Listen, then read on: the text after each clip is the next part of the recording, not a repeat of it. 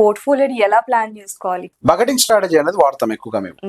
Bucketing స్ట్రాటజీలో ఏం చేస్తామనంటే ఒక 2, 3 or 4 ఇయర్స్ వరకు కొంత డెట్ ఫండ్స్ చూసుకొని, it is not in percentage, in years calculate చేసుకుంటాం.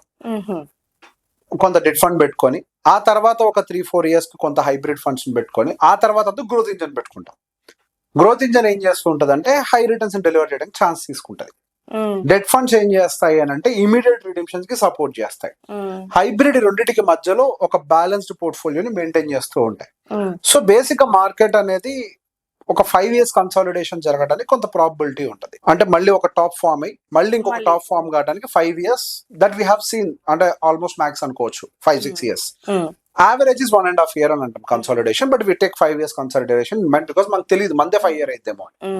సో ఒక 3 ఇయర్స్ 4 ఇయర్స్ కదా ఉండి మిగతాది హైబ్రిడ్ ఉంటే అప్పుడు మనకి 5 year వాలటాలిటీలో మన actual equity unit cell of చేయకుండా చూసుకుంటాం. And at the same time market ఉన్న కండిషన్ ని బట్టి SWP అనేది డెట్ నుంచి తీయాలా, హైబ్రిడ్ నుంచి తీయాలా, ఈక్విటీ నుంచి తీయాలా అనేది మళ్ళీ డెసిషన్ మార్చుకోవాలి.